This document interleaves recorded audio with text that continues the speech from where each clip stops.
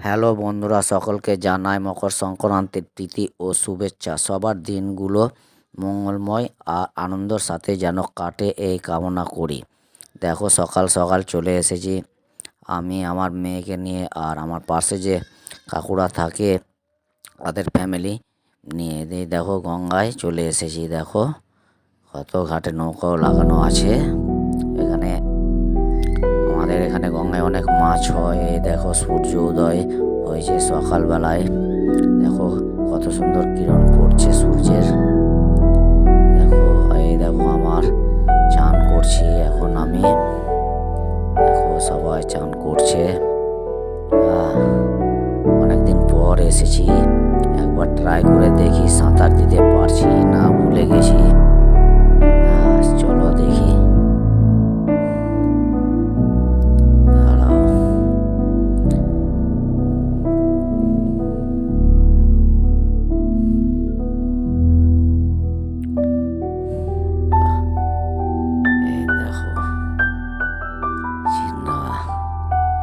ভুলিনি, পারছি। অনেকদিন পর তো, তাই তবুও ভয় ভয়ে একটু গেলাম। আর ভীষণ ঠান্ডা, তবুও আজ গঙ্গা স্নান করতে হয় বলে চলে এসেছিলাম গঙ্গায়। এবার এখান থেকে তোমাদেরকে নিয়ে যাব ফারাক্কার গঙ্গা, যেখান থেকে আমাদের এই গঙ্গাটা ব্যারেজের হয়ে এসেছে। সঙ্গে থাকো, দেখতে পাবে। এই দেখো চলে এসেছি ফারাক্কার গঙ্গায়। এই দেখো ছেলেরা খেলাধুলা করছে। এই দেখো গঙ্গা, এখান থেকে দেখতে পাবে তোমরা। দেখো ধৈর্যের সাথে, তোমাদের ভালো লাগবে। সঙ্গে থাকো, দেখো দেখতে পাবে আমার পিছন সাইডে, মানে ব্যাক সাইডে দেখো ব্যারেজ দেখতে পাবে, বড় ব্যারেজ। যে ব্যারেজের মাধ্যমে গঙ্গা নদীটা আমাদের ওটা দিয়ে চলে গেছে বাংলাদেশে। বুঝতে পারলা?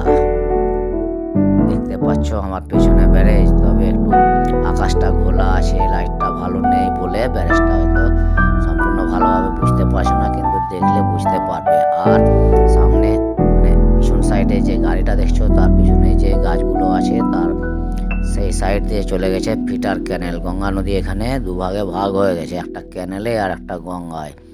এই দেখো পিছনে রাস্তা, যে রাস্তাটা দিয়ে নেমে এসেছি।